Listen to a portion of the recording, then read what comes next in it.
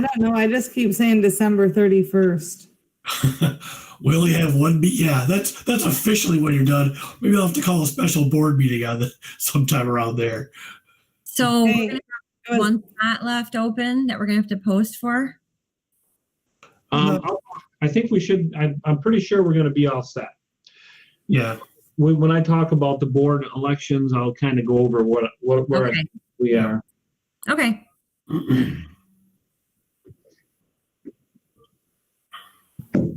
Good evening, everyone. Hello. Hi, Chris. No. How are you feeling? I'm surviving. I'm tired. That's good. We're streaming now. Okay. All right. Thanks, Jay. Yeah.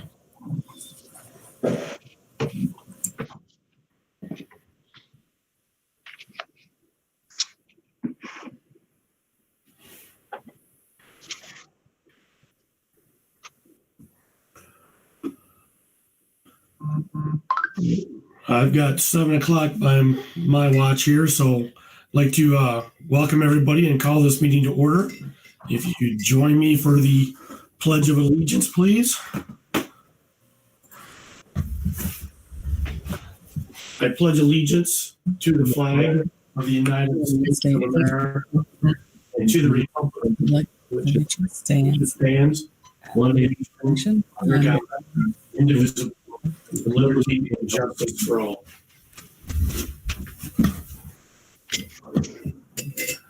I was told I'd be jealous of Mr. Sanford's flag for his Pledge of Allegiance this morning.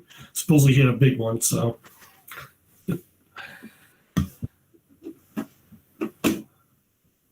I need a roll call, please. Okay, Mike Bauer. Present. Jared Clemick. Present. Chris Rabish. Present. Paul Palmaville. Present. Nicole Jones. Present. Linda Anderson, present. Mark Kuchar. Present. I normally don't do president comments, but today I want to take an opportunity. I just want to thank all of our school staff, definitely Mr. View and his administrators. I don't think people realize the amount of work that's gone into the last 9 months, all the behind the scenes stuff where people get a phone call at the last minute, seemingly last minute, not knowing that he's been doing stuff. Him and his administrators probably been doing stuff for several hours, if not several days. But also the teachers and support staff too, as well, and everyone who's really made the school safe for our students. It's taken a great team effort to give our students and our community some sense of normalcy in this pandemic. There's never been a perfect answer over the last 9 months. And our staff has worked diligently to do what we thought was best for our kids and our community. We're a quarter of the way through the school year, and this was the first day without students in the buildings, any building. I think that's a tremendous feat and one we didn't think we'd get to. So I'm really happy about that and a little prideful.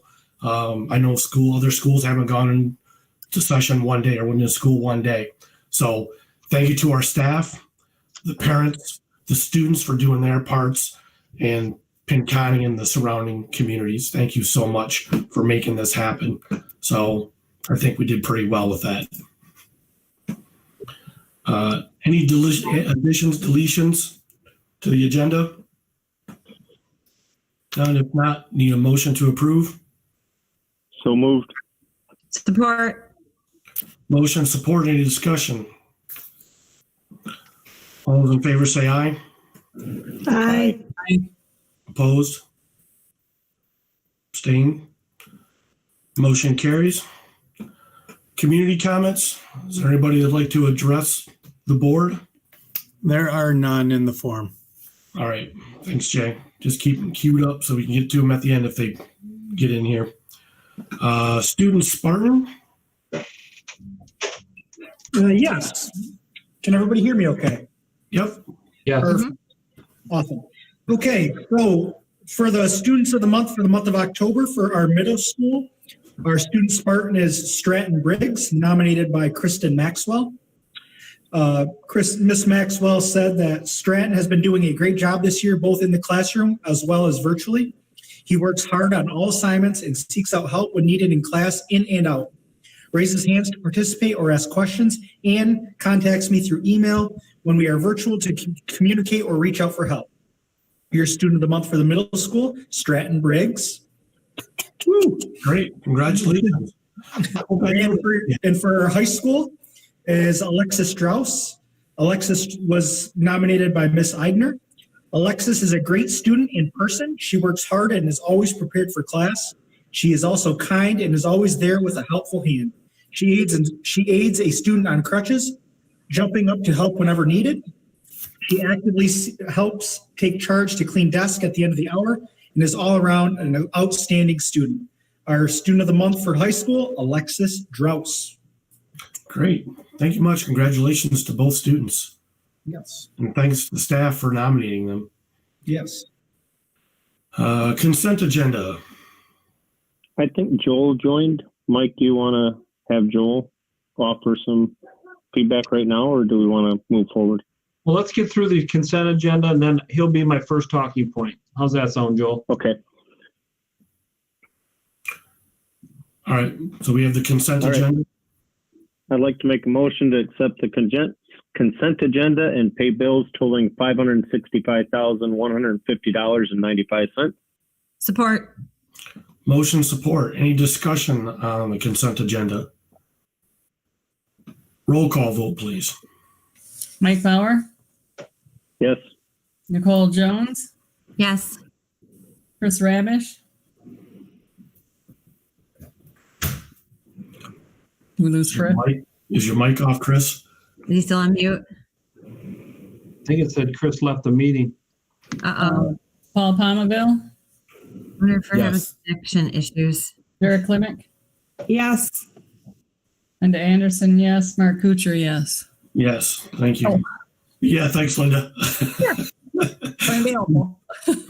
Motion carries. Communication, Mr. View, the screen is yours. All right. Thank you, Mr. Kuchar. I invited Mr. Strauss from the health department tonight. We've been in close contact. I just want to, I want to be mindful of his time because he may be talking to some other districts tonight. But Joel and his staff have really, really guided us through this, and it's been, I would say, if anything positive out of this pandemic is the relationship we formed with the health department. I mean, Joel yesterday and his Tammy Neitzel have gone above and beyond. If I need to call them at Sunday night at midnight, they pick up. They work on a list. They help us out. So Joel, hats off to your organization. And what Joel's going to talk about is some alarming numbers that we're experiencing here in our district as well. He's going to kind of paint the county and give you an update. This will be our only meeting in November, so I wanted to get him on here. So if we wanted to modify our extended continuity of learning plan, you'd have some data from him. So Joel, if you'd like to kind of discuss the state of the county. Sure. Thanks, Mike.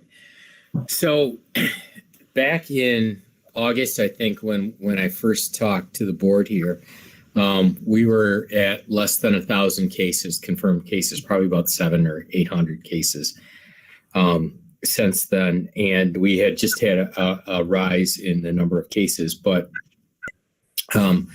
we've seen sustained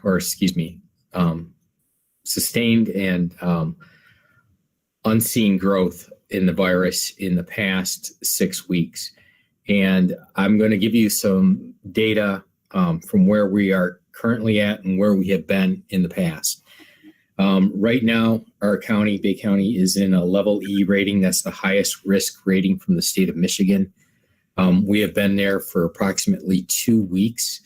As of yesterday, the county officially surpassed the 10% test positivity rate. And test positivity rate is the number of positive tests that come in over the number of tests overall. I think the last time that I spoke with the board here, we were just above 2% or maybe below 2%. And we were doing very, very well. But as you know, that there has been explosive growth throughout the country, throughout the nation, specifically in the Midwest. If you've been following what's been going on in the Dakotas and then Minnesota and Wisconsin, and now in Illinois and in Michigan.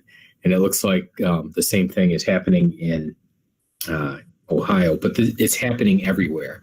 And I just saw a news story today where they talked about in Utah that they were doing some limitations again, further limitations again. They weren't shutting down schools and they weren't necessarily shutting down businesses, but they were certainly limiting the gatherings, and they were limiting extracurricular activities too for schools throughout the state of Utah. But specifically for Bay County, what has happened in the last 6 weeks is just unseen growth. In the month of September, there were 190 confirmed cases of COVID-19 in Bay County. That number jumped up to 590 during the month of October. And in the first week of November, in this first week of November here, we are already at 500 confirmed positive cases of COVID-19. There is uncontrolled growth, or I shouldn't say uncontrolled growth, but sustained growth of cases that are starting to stress the healthcare system in the region and at McLaren Bay region, but throughout the Saginaw Bay area. And this is not only taking place here, but it's also taking place in Southeast Michigan and then the west side of the state. And you probably are aware of that the Upper Peninsula has seen similar growth over the last month or so. So with that being said, today, as of this morning, we had a case count of over 2,080 cases. We had 67 fatalities. 5 of those fatalities occurred over the last 5 days here in Bay County. Our hospital numbers are increasing. As I said before, the stressors are starting to build for the hospital. And we are now at 11.2% test positivity rate. That's higher than the state of Michigan. It's higher than our Saginaw Bay region, which is at 9.7. The state is at 9.5. We have a higher test positivity rate here in Bay County than Saginaw County did. And Saginaw County has traditionally, in the last 4 months, had a higher test positivity rate than Bay County has. And we've surpassed Midland County too, which is at 8.3%. Our new cases per million over time currently is 492.2. And compared that to the state, which is 340.6, and the region, which is at 374.2. And then with Saginaw and Midland in the low 400s, we are definitely seeing increased cases. So we are in the middle of major spread that is taking place here in Bay County, enough to the point where I don't believe it's necessary to close every school. And we certainly don't want to make that decision. We haven't made that decision for any of the school districts. And I don't even know if we can make that decision for the school districts. That is the school district's decision in and of itself. And for Pinconning, I don't think you're there yet, but I think that it warrants a discussion of preparing parents and students for disruptions, for some major disruptions that can occur district-wide because of these numbers. And by disruptions, we've already seen a number of students in quarantine. That has happened less in the Pinconning area school district, and I really credit Mike and his staff for everything that they've done and taking all the precautions and doing everything seriously and doing it to a T. But we may be to a point where,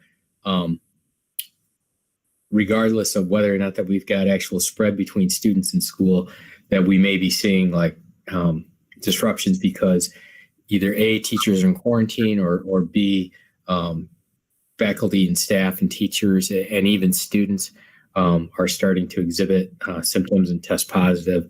And that could further disrupt things. And finally, if we get into a point where if the health system is stressed, we are going to see sustained growth through the rest of the holiday season. And when with the holidays, you've got people meeting in small groups and gathering together, whether it's their families or with their friends or in small parties. That's where we're seeing the growth of the virus right now. All right. Anyone have any questions for Joel?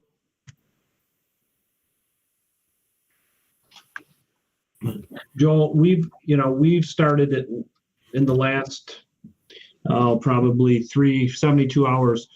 We've had a lot of quarantines. We've had several positive cases, and we've had trouble, like you said, staffing our buildings. The board's going to talk a little bit here. We're going to have discussion about, in the situation we're in with the spread coming up, would you say that an extended, I wouldn't say unlimited, but further than what we have most of our buildings out, well, 2 of them out till the 17th, 1 out till this Thursday. Would you support an extended, more of an extended remote session to see if we can kind of get our building staffed and maybe some of these cases behind us? I think that's desirable. I do want to warn about I think the trouble spot you're going to find yourself in is between Thanksgiving and New Year's. Because the first thing, what we've traditionally seen, whether it's 4th of July, whether or not that it's Labor Day or any other major holiday, we've seen a significant uptick in cases after major holidays. And I'd have to say that Thanksgiving is a major holiday when you've got people gathering together, especially now with colder weather upon us. We're going to see more people indoors. There's going to be, less chance for good ventilation that could help mitigate the spread of the virus. And in these types of holidays, especially Thanksgiving, Christmas, these are the kinds of holidays where people don't want to miss out in visiting with their family and their friends. So the chance for spread is much greater there. If you can, maybe a short pause through the beginning of December, or even up, if you could make it through, New Year, or Thanksgiving, that would be good. That would be great. But I would be prepared that you might have further disruptions after Thanksgiving. I would be prepared that you're going to have major disruptions after Christmas. And, the good news today is that it looks like there's a vaccine with 90% effectiveness that's coming out. The bad news is it's not going to come out before Christmas. It's not going to be here probably until the early part of 2021. So every year we traditionally see an uptick in sickness and illness related to schools in that first couple of weeks after the return from Christmas break. So I think that's going to be a crucial point for the school system. Okay. Again, any questions for Joel? Again, he's been providing us pretty much up-to-date data throughout the pandemic. So I think you may have to go to another district at this point, Joel. We appreciate you stopping by and giving us the most current data. Okay. Thanks, Mike. Yep. Thanks, Joel. Appreciate that. All right. The extended continuity of learning plan kind of gets into what we kind of changed. And I know this brought about some questions from some of the public. But what we did is when we confirmed this plan, we wanted to make our virtual days, our remote days, a little more robust as far as letting parents and students know more that it's going to be a little more uniformity as far as their classes and when they're going to get live sessions. So we worked on this for a couple weeks, and then we rolled it out, and it just so happened that we rolled it out and there was a lot of questions whether or not we were going to be going, does this mean we're going remote for good? Well, it just was a timing issue, because what we wanted to do was make sure that parents knew that on these Wednesdays that we're practicing to see if we can go to a full remote system, we wanted them to have a more realistic feel for it. And Kyle, I don't know if you want to jump in, but I know there was a few questions on the high school and of things. And did you put something out there today to clarify some of those things? I did. Yep. I put it on, it's on our high school and middle school homepages, just basically a Google Doc explaining. I sent out an all call. I talked about it in my podcast, and it's on Facebook as well. But the biggest thing for us was getting students and teachers to have those live interactions, because what I found when talking to parents and students is that if a student does have a question, they then have to go to their email, and then they have to email, write out the question in an email, send it to the staff, wait for that staff to respond, and then be able to do something with it. We thought that allowing them to have those live sessions a few times a week created that instant feedback, which is what the students really need, and I think that's what's going to carry on for success if we do decide to go remote long term. The biggest thing I know was the vocabulary with the synchronous and the asynchronous. I believe that I cleared that up today. Yes, I think that was more clear. I agree. Thank you for that. Nope. Yep. So that was a portion of the extended continuity of learning plan, but we have to vote on it every month to kind of solidify what type of instruction we're going to do. So not only did we update some of those things as far as our remote days, but we also had some data on the number of two-way interactions, which are still they're very strong in the 90 percentile. So we're doing a good job of reaching out to those kids and getting them counted for attendance.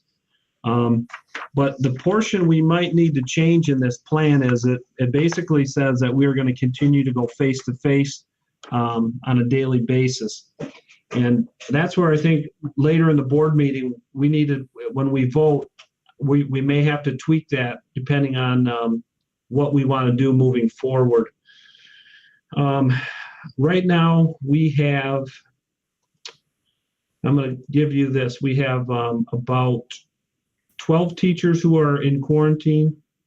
We have, I believe, two teachers who have tested positive. We have, I think, 14 in quarantine, or 12 teachers total in quarantine, 2 positive. We have support staff that are positive. We have administrators who are positive. And so we're looking at about, between positive and quarantine, close to 20 staff members.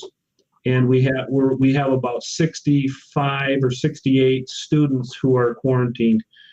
And that's really, I guess that's tough to run the district. I guess that's where we're looking at. We don't have a ton of sick students, but we have a lot. We couldn't run, without going remote, we couldn't run the buildings with that many teachers out, because we can't find subs on a good day.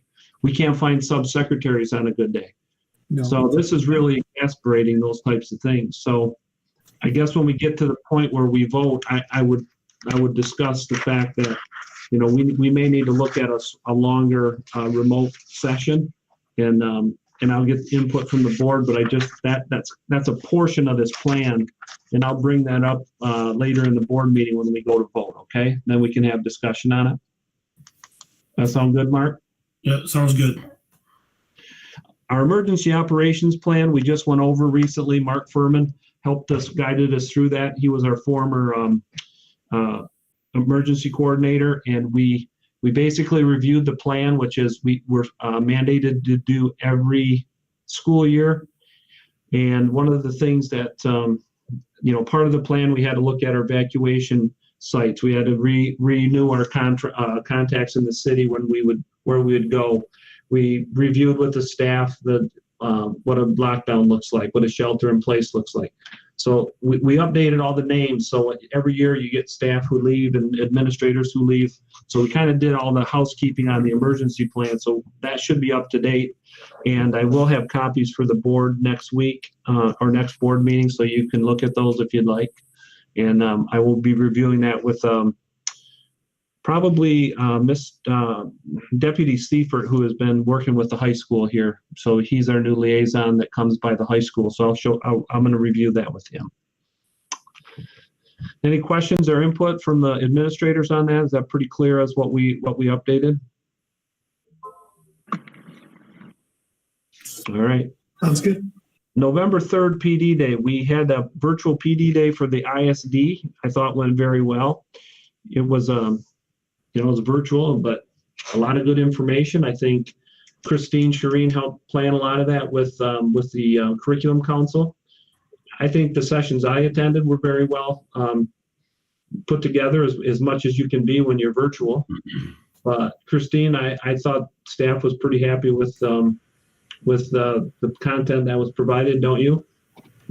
Yes, and we had really good turnout. I think we had maybe 1 or 2 personnel that did not attend, but other than that, everyone was there. They had a broad range of sessions, including remote learning, some social emotional programs, all kinds of things. I mean, anything you could think of, they presented and they did a good job.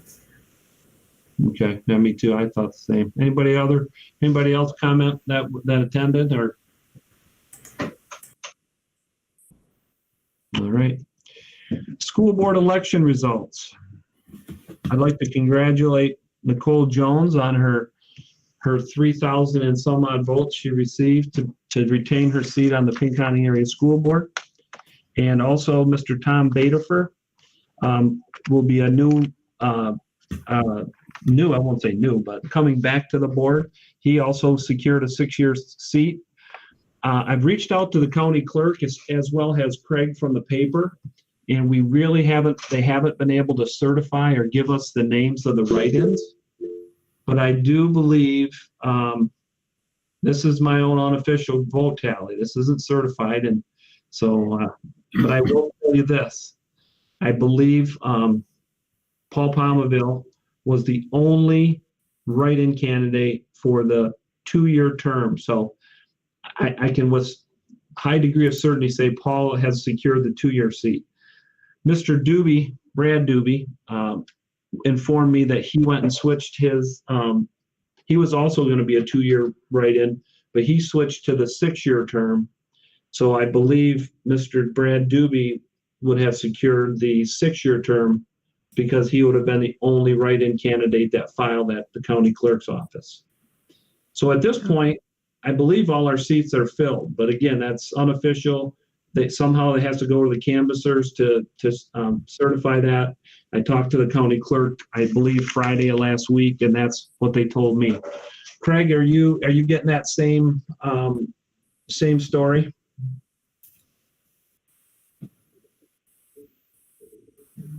Yeah, I thought he was on. Maybe he's having a little bit of a lag. But that's kind of where we sit. Any questions about the election there? Mike, it's Craig. Yeah, I was muted, had to find the button. Yeah, I'm with you. That's my understanding as well. You've described it the same way I understand it. Okay, perfect. I believe that's it as far as talking points. So we'll discuss more about the ECOL plan in a minute. All right. Any questions for Mike? All right. Thank you, sir. Reports from other administrative staff.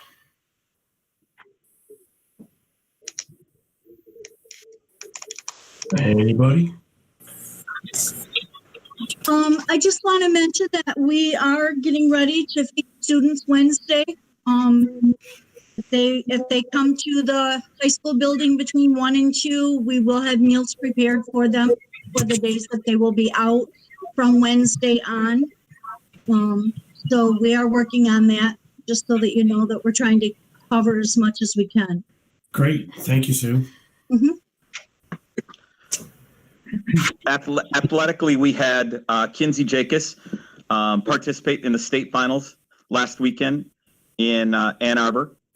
She finished 33rd in the state, but 6th among the freshmen in the state, which I think is an outstanding accomplishment for a young girl. So we're really proud of her. We just wrapped up with her participation in the state finals. That wrapped up the fall athletic season. The one good thing that came out of that was we didn't have one single athlete in any of the fall sports that tested positive for COVID. I think that's probably something to note. We're kind of in a holding pattern right now with our winter athletics. Tonight was supposed to be the first night of girls varsity basketball. We obviously postponed that until Thursday. So we're kind of in a holding pattern with that. And the only other thing going on right now is middle school girls basketball. So next week kind of kicks the other sports into gear if everything goes okay. Great. Thanks, Dwayne. I'm working on some Title I work with Mark Furman tomorrow. We're doing our Title I amendments. I will also be working on our early literacy grant that's due at the end of this month. So we'll be working on that remotely. We were supposed to have a Title I meeting today, kind of the start of our MyKit process with Michelle Goley, but due to the situation and not being able to meet face to face, we didn't feel it would have the outcomes if we did it remotely. So that's been postponed temporarily, but we'll have that within the next couple weeks, hopefully. And what else was I gonna say? One more thing, but I forgot. So I think that's it for now. Oh, tomorrow is PD meeting. We're having our first PD meeting, and we have a couple parents sitting in. So I'm going to do an inquiry for them about how they thought these extended learning days have been going. It's just a couple days, but we'll have some feedback from the parents. All right. Thank you. Kyle or John? I'll just kind of echo what Mike said about the remote learning plan. I really appreciated the administrators coming together and coming up with kind of tweaking some things, and especially at the high school level. The union was very good to work with and really put their best foot forward with what was right for kids, having these live sessions. And I'll tell you that when talking to teachers, it's a lot of work on a virtual day to get things rolling, and this kind of just adds to it. But they know that this is what's right for kids, and they were willing to put that and do that. So kudos to them, and kudos to everybody involved in the process. Nicole, did you have any other questions? I know you had said there was you had been asked a few questions. Was there anything else you need to clarify? Yeah, I think, well, some of the parents that I talked to too were just confused about, we kind of, what does this mean? Like, I think you said and I don't know if that's completely been addressed, just clarification, I think, on this is what's going to be happening, that we're just giving you this because a lot of what I heard was, what does this mean? So are we going to be going remote? Yeah, there wasn't that clarification of what this meant. It was kind of like, here you go, here's the remote learning plan, but when does this start? What is this?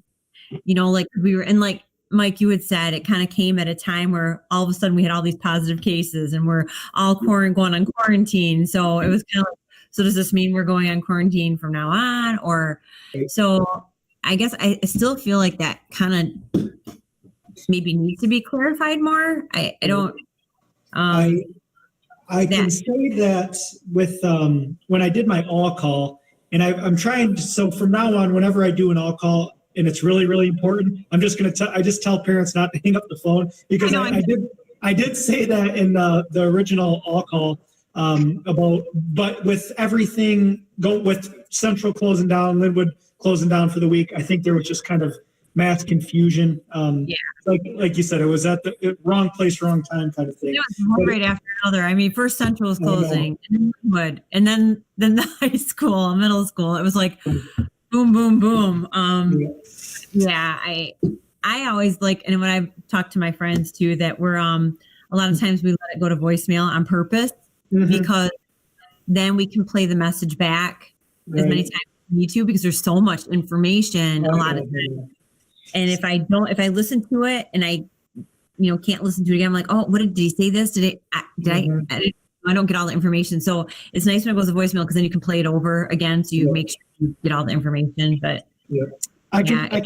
I can be a touch long-winded in those sometimes. So But you know, there's a lot of information you got to share. It's kind of hard to put it up, but Well, the good thing is Kyle has been doing a podcast, and if you want to listen to his podcast, he has those. He's reviewed those days on there as well. So if parents want to kind of play that along, so that's another piece.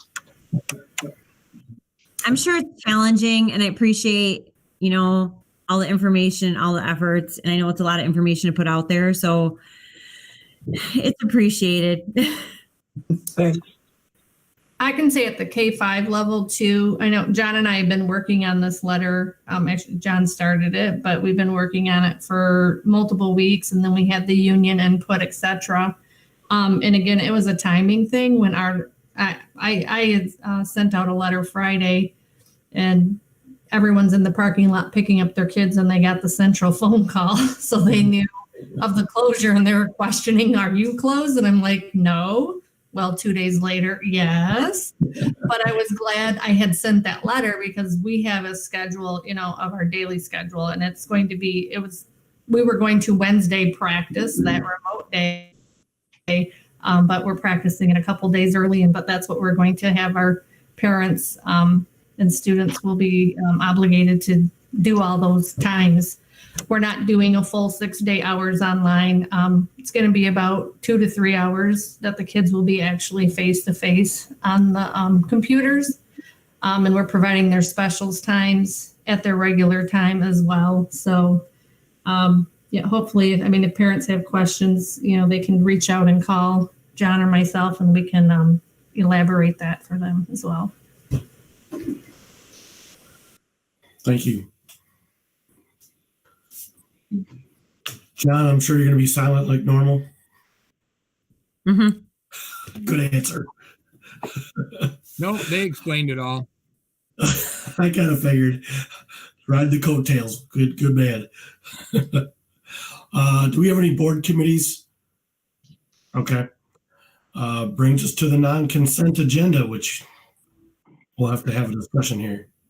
Right. I'm going to present something real quickly. So when you vote on this, it currently doesn't read, but what I'd like you to look at is I want to bring up the extended, the plan. I'll share it with you. But right now, this says we're for the first week of November. Can you see it? You can try to zoom in. Zoom in. Yeah, make it a little bigger. Yeah. That's Thank you. Yeah, I can go bigger if you want. Yeah, one more. There you go. Perfect. So for the first week of November, Pinconning offered face-to-face instruction 5 days per week. We can leave it as we're going to continue face-to-face as it previously read, but what I would, what we're going to consider and talk about is due to increased COVID cases and increased number of students and staff having to quarantine, we are discontinuing face-to-face instruction until blank. There is already a plan for transition to fully remote at each grade level. So we have plans in place. I guess my question to the board would be, are we comfortable with extending our remote sessions? I know some districts in Bay County, and I don't use that as a barometer because, as you know, they all went a remote early and we decided not to. But at this point, with Joel's input, I think we need to push it out. Potentially, I don't know how long that should be, but I would definitely recommend past Thanksgiving. But I guess I'd like to hear the board's input on how long you think it is before it's a good idea to return, or if you think it's a good idea to start back on the 17th when we have all of our quarantines done, or for the elementaries. So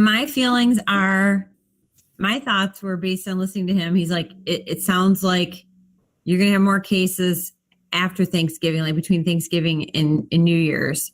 So I almost feel like maybe we should go back face to face on the 17th because then we're probably going to be going virtual maybe for the whole month of December. Okay. I don't know. That's just my thought. And what are other people's thoughts on that? I'm not in disagreement with you all. It's hard if you don't want to touch our staff, kids. Jerry, messed up. We can't tell what you're saying. At least I can't. Or is it just not? Either. She's horrible. I don't know. Oh, yeah, that's yeah. Really bad. Good. Maybe type it. Yeah, I was gonna say if you can type it in the chat, maybe. Any thoughts? Linda, Paul, Mike, Chris? I think that we should try to continue going as long as you have a means to staff, that we try to continue going with in-person instruction.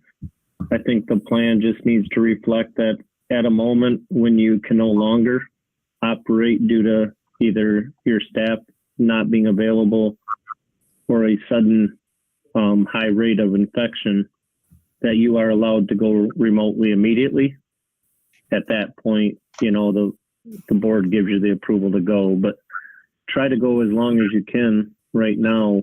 I agree that most likely you're probably going to be okay after Thanksgiving for a little bit, but most likely going into Christmas and then coming out of Christmas, trying to get through the end of the semester is going to be a challenge. So I would recommend trying to stay going if you can. And when time means that you have to, either with your staff or high infection rate, you opt out and go remote for, as long as needed, whether that's 2 weeks or 3 weeks, whatever that may be. Okay. Mike, I kind of agree with you that we need to, but I think all of them should go out until the 17th. The high school, bring everybody back on the 17th and run it as long as we can and then deal with it at that point. I think it's kind of pointless to bring the high school back on Wednesday for 2 days. I agree. That's what I was thinking too, that everybody stays out, the whole district stays out until the 17th. Returning on the 17th, right? That's what we're doing. Yes. Right. Yes. Gives us the weekend, gives everyone, because realistically, we will be getting teachers back at that point too. So that would help as far as the staffing in the high school. So, all right. How about Chris Ravish? Chris, any ideas? Did he get booted again? I saw him come on, but I'm not sure if he went back on. I think that's a good idea to keep everybody out until the 17th. What about after that? What about the holiday season? And you too, Linda. But Chris? You want to try to run in person as long as possible? Yes. Yeah, I agree. Yeah. 17th, and then, like you say, depending on how staffing is and what the numbers you see, then we. All right. So some of the consideration and my thought on this is, it's not just about the kids and doing what we can. It's about the parents being able to plan. And that's why it's this making a kind of a longer plan. Absolutely, I obviously I want one person as much as possible, but I don't want to have to go out for a week, come back 2 days, out for a week. So, my thoughts is we could bring everybody back on the 17th. I like that idea, but I'm almost wondering if we maybe run for a couple weeks after Thanksgiving, but maybe we go out earlier than our normal Christmas break. And the real kicker for me is, what do we do after Christmas and New Year's? We're supposed to come back on the 4th. I wonder if we extend that a week, because I'm wondering when exams are. Are exams like January 18th through the 21st, I'm guessing? No, I just looked today. I believe they're on the 14th. 14th, 15th. Okay. So I'm wondering if we don't come back that first week of January. Let everybody go where they want for the holidays and do their New Year parties, because that's the problem. Is that what teachers are doing? It's not our elementary kids go to the parties. We're losing our staff, so doing adult things. And so if we don't come back, but just do the remote through January 8th, and then we come back and let them do their unit reviews and the exam prep and then do the exams. So that's just a thought that I have as far as trying to limit that impact.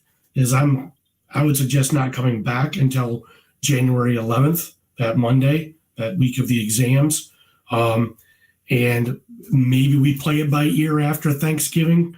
I know that's a lot of time to be out, but the deeper we go, the more we risk. And then are people going to have enough time to recoup over the holidays and come back healthy too? So, but I agree, we need to give something in this document that gives Mike the power to kind of go into some long-term issue.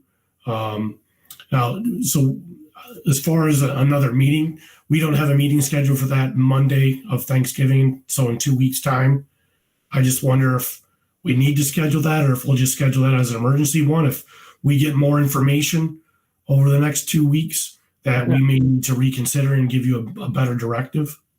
Yeah, that's a good idea. That the 23rd, there is no scheduled meeting, but I think if we save it on our calendar, that'll give me a better feel what happens when we come back on the 17th, to see if we've cleaned up some of these quarantines or if it's just still snowballing. Yeah.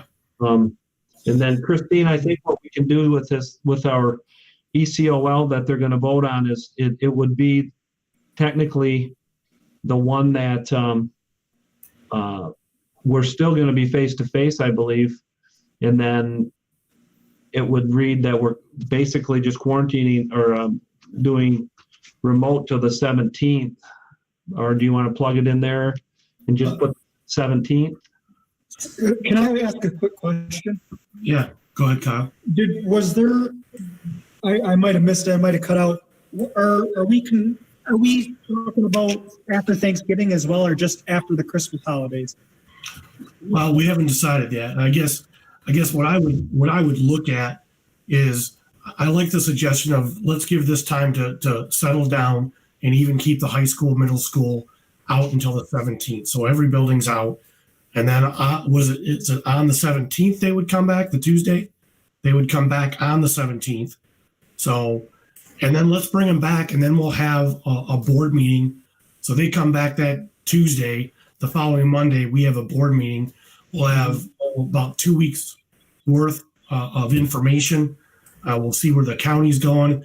Perhaps Joel can come on again if necessary, but then we can really kind of look, do we go a week after Thanksgiving, 2 weeks after Thanksgiving, or the full 4 weeks after Thanksgiving? And then when do we come back? I think maybe on the 23rd, we can give our community, and that way the teachers know and can plan, because that's the other big part of this, is that it's difficult for teachers to be told on Sunday that they're not coming in on Monday and they have to do the plans. That's a tall order. I mean, my wife teaches at Central. She knew what was going on Friday, and she still had to do a lot of work over the weekend to prep.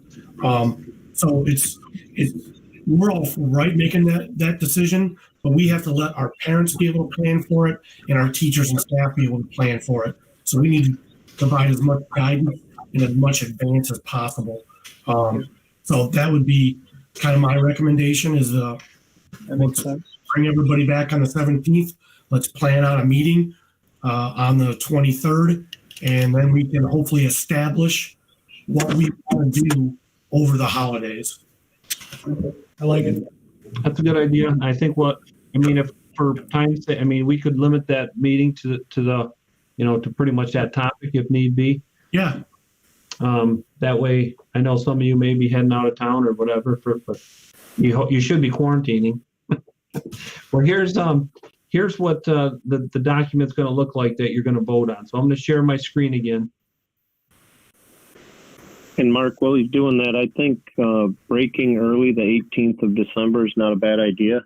Remote learning on the 21st, 22nd, 23rd or something like that. I don't know if that's normal scheduled days. And then the week after, as long as we're remote learning, I think that would be a good plan too, because I think that, we don't want them extending this time together, but having them remote for that first week back would probably not be a bad thing. Right. Yeah. I don't know if I don't agree with extending the whole break until, No. but having, remote learning starting on the 4th, that week after the break, rather than coming back in person, because then they can have time to prep for their exams and things that they have. Yep, it'd be remote. So remote on the January 4th through the 9th, come back. But Mike, what did you say? Potentially going remote in December? Yeah, maybe the 18th, make that the last actual day in class, and then remote.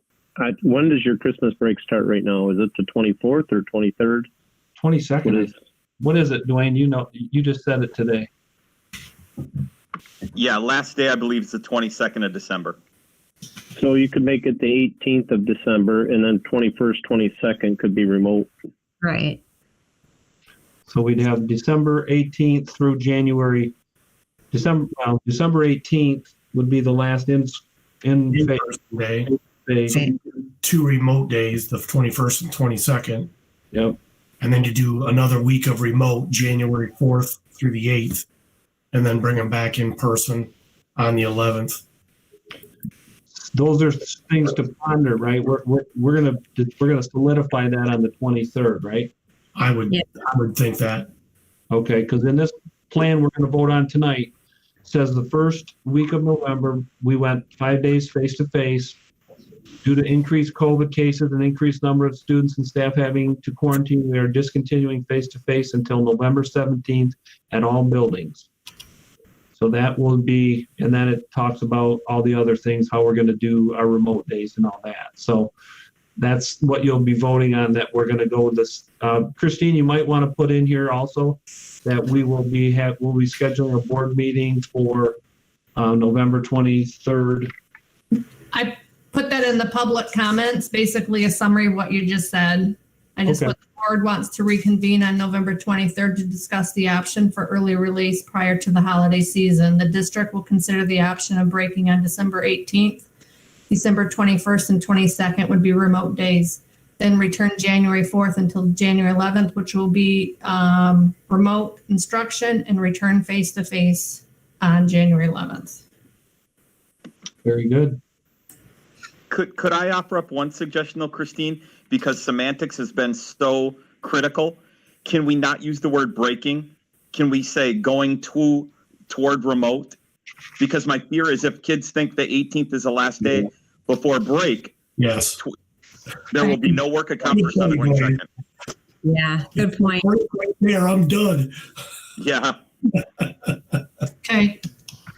Got it. Thank you. All right, great discussion. I know Mike appreciates your input, and so do I. So I think that was good. So is this set now, or you need a vote on it now, Mike? Yeah, we need you to vote on the. Or you need to reconfirm it with a vote, and then there needs to be public comment. Yep. Okay. So we're on the equal reconfirmation for the non-consent agenda. I'd like to make a motion to reconfirm the early continuity of learning plan delivery for instruction for the month of November. Support. Motion support. Any discussion by the board? Okay. We need public comment now, Mike, before we vote? After you vote. Okay. So we have motion and support. No discussion. Although need a roll call vote, please. Mike Bauer, Yes. Nicole Jones, Yes. Chris Rabish, Yes. Paul Palmerville, Yes. Jared Klimek, Yes. Linda Anderson, yes, Mark Kuchar. Yes. Thank you. Motion carries. Any public comment on the reconfirmation? Yeah, Mark, it's Craig. Yeah. I just want to make sure that I've got this. To get it down to one sentence, I said the board agreed to continue remote learning through November 17th and the board will meet on November 23rd and consider making December 21st and 22nd and January 4th through the 8th remote learning days. Correct. Great, thank you. No, we're not. We are going, Mark, we're going to be remote through the 16th, returning the 17th. Oh, good catch, John. Oh. See, I thought you slept at all these meetings. I know you did. Thank you, John. Hey, Kyle, you might tonight, you can put, either tonight or tomorrow, we can wait till tomorrow more. Probably be better off tonight if you send a message to your parents that you're going to get extended to the 17th, or they'll be out, their return date will be the 17th. Okay. I don't think I have those capabilities on my phone out here, but I can definitely try. I can certainly do that. Otherwise, too, Kyle, if you want to come up with a blurb. Because here's what we need to confirm as well, that students will be able to go to Career Center because they, if they're not quarantined, they can attend the Career Center face to face. And as is, whenever we go remote, if the Career Center's open, they can go if the Career Center's open, unless they've been quarantined. Okay, is that everyone's understanding? Yep. Good clarification. And Mike, is it an appropriate time to ask an athletics question? Sure. What do we want to do with athletics? Oh, boy. I recommend suspending for now. Till the 17th? Definitely to the 17th, but when we come back, we need to evaluate it on the 23rd. Well, What are other schools doing right now? They are continuing with athletics for the most part. Any other thoughts? Then I think we should continue as long as the kids are all following the guidelines and wearing their masks like they're supposed to and following the guidelines that the Michigan High School Athletic Association is supporting. And I think it goes far. I'm glad Dwayne brought that point up that we didn't have any positive cases in our athletics in the fall. So it looks like our coaches and students are doing what they need to do. I know it's a risk, but everything we've been doing is a risk because I would be okay with letting athletics roll at this point. And if we need to, we can shut them down. Okay, But not when we're remote, though, right? So whenever you're remote, everything is suspended. Correct. Okay, so as of November 17th, we would start everything back up? Right. Well, just to clarify, that would be my opinion. Okay. We don't have to suspend athletics. No, I thought even in phase 3, I guess it's Phase 3 we have to suspend. changed so much. just to kind of clarify, right now you have had like Bangor and Bay City and Essexville, they were remote all fall and participated in sports they could through MHSA. They've just gone back. And some of them are going back to remote and continuing athletics. MHSA allows for it. Our kids would be signed to have waivers and know that it is a risk. And if we start having outbreaks, then we close it down like we do school. But the board needs to give us some clear direction because I think, Dwayne, what about most of our league schools? Are they still participating right now? They are. And in terms of girls middle school basketball, if we wait until the 17th to return to action, it'll essentially cancel out their season. Okay, so then we don't want to do that. I guess, do they just continue then as long as there's no one on the team that is in quarantine or that needs to be? Okay. Well, yeah, you want to vote? I mean, it sounds like we got some dissent. I want to make sure we're all, Mike, do you need the other ones to lay? I know where Mike stands and Nicole stands and I stand. So what about the rest of you guys? Chris, Paul, Linda, Jara? I'm okay with continuing sports, following the protocols. Yep, me too. Yep. All right. Yeah, I think we should just continue the way we are. We went, like you guys said, we went this far through football and everything else. That's close contact sports. So we're remote learning. there's no reason that they can't continue on. Right. All right, so your staff's doing a great job. Just keep monitoring it, keep on top of it. As I said, you guys have been doing a good job, so I don't want to take that away from the kids. So as long as we can do it safely, like we've been doing everything else, I think the board's pretty clear. Okay, thanks for your guidance, folks. Yep. Let's see. Any other public comments on that reconfirmation? I think everything's clear now. There is a question about, I'll just read it the way it's written. Can things change to going strictly remote if the numbers keep going up? Seems like there's a lot of back and forth on in-person to remote. And the simple answer is yes.